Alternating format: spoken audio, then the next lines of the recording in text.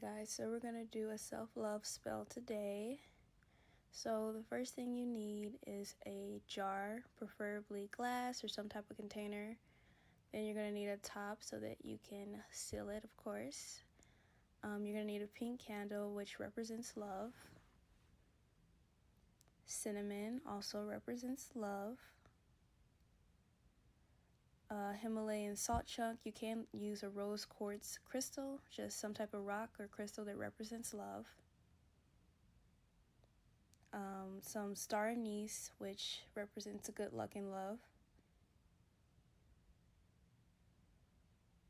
Some hibiscus, which represents love as well.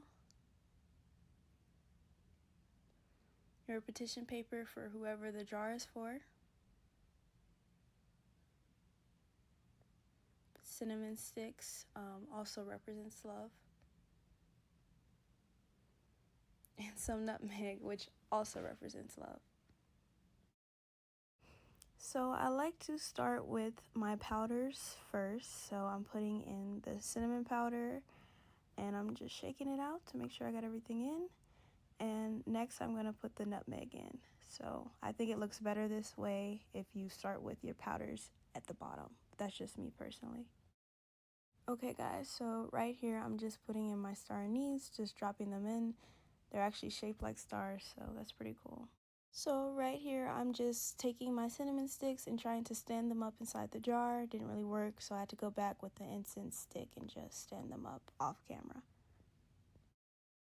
Alright, so right here I'm just showing what it looks like inside the jar now. I tried to make it as pretty as possible since this is a self-love jar. So right here I'm just adding the dried flowers to it.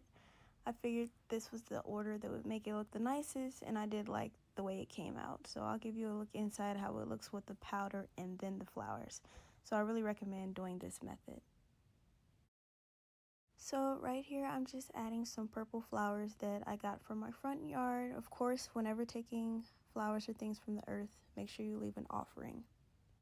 So I did not record the part where I put the Himalayan salt rock in there. It was a little hard to do with one hand, but this is how it's looking so far. So far so good.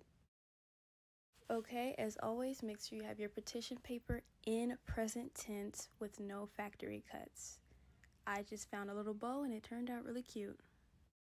This is totally optional. I just thought it looked pretty to do a circle with the dried flowers. Okay guys, sorry I forgot to record this part, but you want to burn the bottom of your candle to make it stick to the jar. So that's what I did. If you just saw the bottom a few seconds ago, you just burn the bottom of it and then press it to the top of the jar. So that's what's going on right now. Okay guys, this is a few hours later and the pink candle burned down, but it did not run down the sides like I wanted it to, so I had to improvise. I had a red candle on hand that can still be associated with love, so I just used that.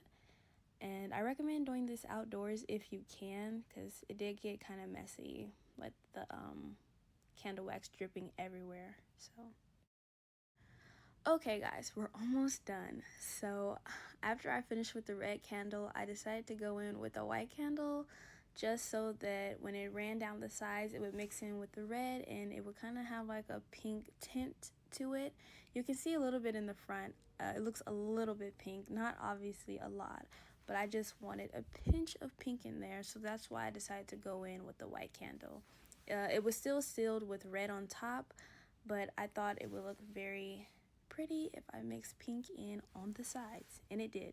Okay guys, it's all done and it turned out so pretty. You can see the pink a little bit on the sides and it turned out really great. I put dried flowers on top just to add something to it. I thought that it looked pretty.